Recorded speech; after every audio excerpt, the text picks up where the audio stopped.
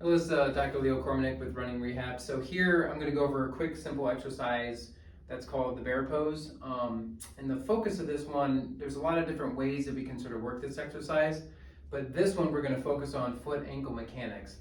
And this is really good for coordinating control around the plantar fascia, the Achilles, and just basically some toeing off mechanisms that are associated with the foot.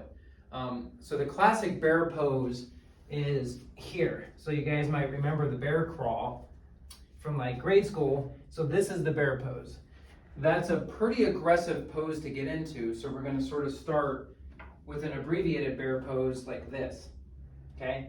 This is a good position to get into because this sort of forces us to isolate what's happening in our foot and ankle. Okay. So again, this is just all kind of just dealing with some mechanic issues in the foot and ankle. So you're going to get into this position, you're going to load decently through your arms, then you're going to kind of sink into your hips to kind of activate the glutes, bend through the knees, and then you're going to really kind of just grip the floor with your toes, okay?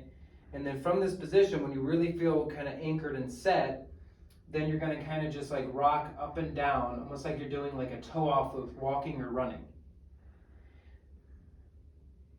Now the biggest thing here is that you really want to hone in and pay attention to what your foot and ankle is doing. So if you kind of look at me in this plane, your foot can kind of dive in like this, which we conventionally know to be like pronation.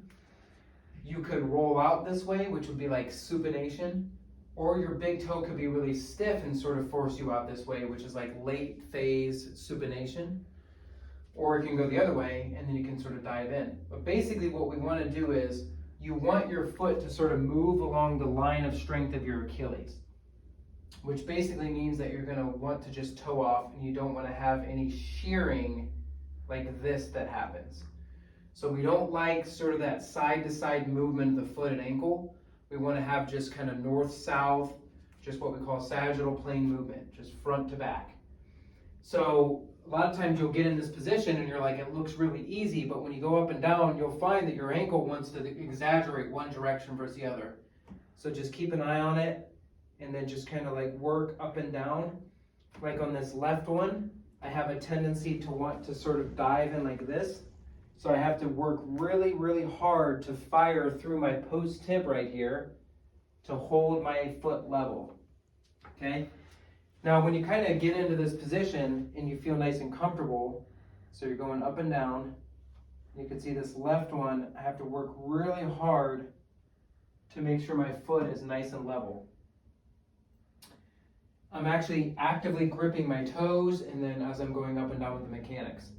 Now, to make it more challenging, you'll get into this position and you can like lift an arm or a leg off, and now I have to isolate left foot movement, which is much harder because now I'm isolating the foot and ankle as it relates to the obliques because I'm bringing and incorporating the core. But the biggest thing here is not a reps and sets kind of thing. It's not like you want to do 10 reps, in 3 sets of this. It's more just the feel, reconnecting with toeing off the big toe, not letting your foot kind of slide and move this direction, just really isolating that toe off mechanics. And this is just a good way for us to isolate to that point. And then again, you can graduate all the way to like a true bear, which is in this position here. So where you can kind of go up and down in a challenging position like this. And then that really teaches like really exaggerated toe off. So again, it's a lot harder where you're going up and down. Now I'm incorporating the oblique sling and just really working the foot and ankle in that direction.